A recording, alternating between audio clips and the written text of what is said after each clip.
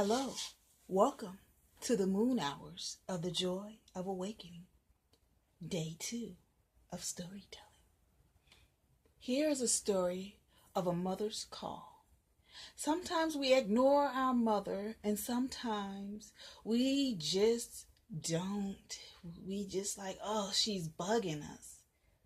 But let this story fill you in on some details.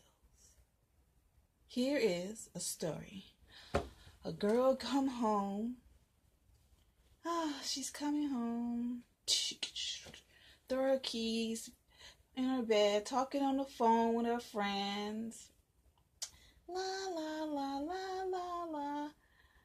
Karen, la la la la, talking on her phone. So as Karen's sitting here talking on her phone, and she was like, oh, my mother's calling me. I don't want to talk to her right now. So she gets off the phone. Click.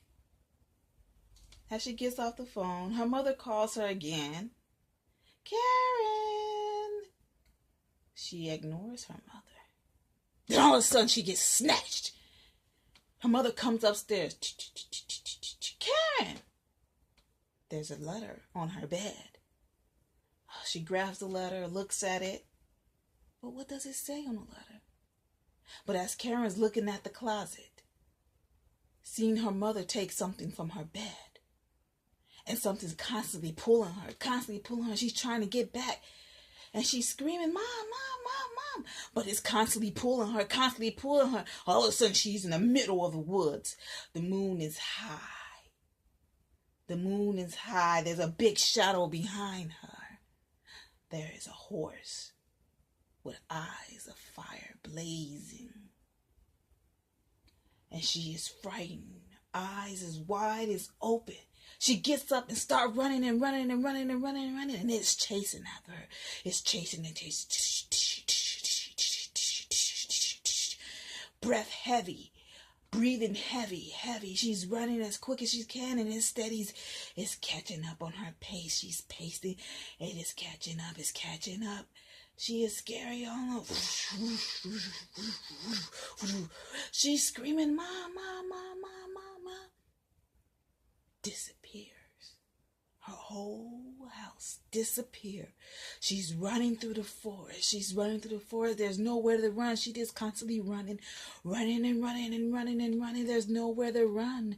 The horse and the shadow man is catching up to her as fast as quickly. She's running. And all of a sudden, she hears her mother. Karen, get yourself in this house now. Karen, get yourself in here. She hears her mother. She sees her bike. She gets on her bike and she's paddling. She falls off her bike. The horseman is there with blazing eyes, is catching up on her. She feels the heat of the horse. She gets back on her bike. She's running and everything. All of a sudden, she's back in the neighborhood. She's on the street. There's no horseman.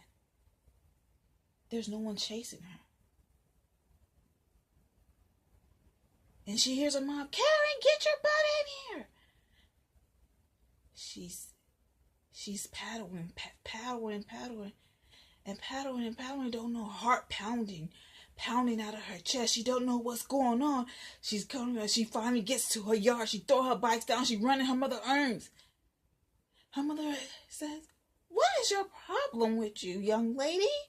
Why would you just leave out the house without telling me? I thought you was upstairs. And why would you leave this note to me? You're going for a walk. Going for a walk. More like a ride. And she looks at her mother puzzled. Like, I didn't put that note there. She looks at her mom, her heart pounded. Her mother said, what is wrong? And she's like, with a puzzled look, a frantic heart. She don't know what happened. What do you do if your mother calls you and you ignore her and something grabs you? what would you do? A mother call sometime is the answer telling you there's something. There's something. But a mother call always somehow save you from whatever danger that you approach. Why do mother call us at a certain time, at a certain moment? No one knows. So let us hear a little story. Let us hear another story.